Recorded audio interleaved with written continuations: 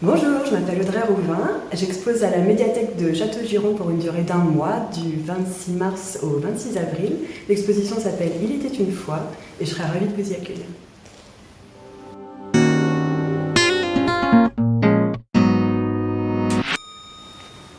Donc j'ai étudié la peinture à l'huile et la peinture décorative à l'école Pivot. J'ai fait 4 années d'études à Rennes et à Nantes. C'est là où j'ai appris le matirage, les fausses textures, l'ornementation, le trompe-l'œil, choses qui se retrouvent toujours dans mon travail aujourd'hui.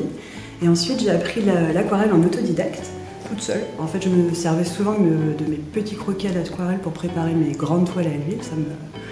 Ça m'a plu, je me suis mis à faire de l'aquarelle de plus en plus et maintenant c'est quasiment ma principale activité, hormis quelques toiles encore à l'huile, parce que j'ai toujours le goût d'en faire. Pour définir mon travail, je dirais beaucoup de rêves, beaucoup de poésie, j'essaie d'amener des choses très douces, des choses où les gens retrouvent un peu leur âme d'enfant, que moi j'essaie de garder précieusement aussi.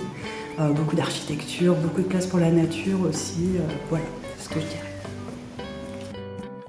Ces édifices, ça vient déjà de mon amour pour la bande dessinée.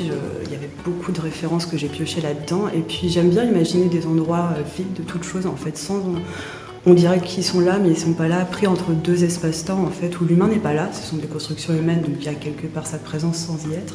Mais je ne mets jamais d'humain, en fait, dans mes compositions. J'aime bien que les gens puissent se projeter dans mes architectures et s'imaginer vivre, par exemple. Beaucoup d'influence en tout premier Möbius. Le grand Möbius, Jean Giraud, pour son imagination, ses couleurs, sa façon de composer ses images aussi. J'ai beaucoup été influencée par lui. Sergio Toppi aussi, qui est un autre illustrateur que j'apprécie beaucoup. La bande dessinée franco-belge, comme je l'ai dit avant. Et beaucoup de peintres classiques, en fait, peintres du 19e, surtout pour les peintres romantiques, pour les compositions, je m'en sers souvent pas mal aussi.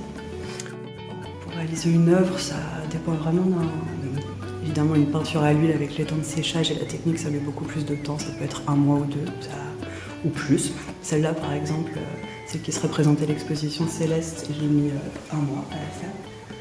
Le temps de séchage prend quand même pas mal de temps, il faut être précautionneux. Et pour les aquarelles, c'est assez variable, entre 2 semaines et un mois de travail pour les plus grands formats. Ça peut être une journée si j'ai la bonne inspiration, ça dépend des sujets.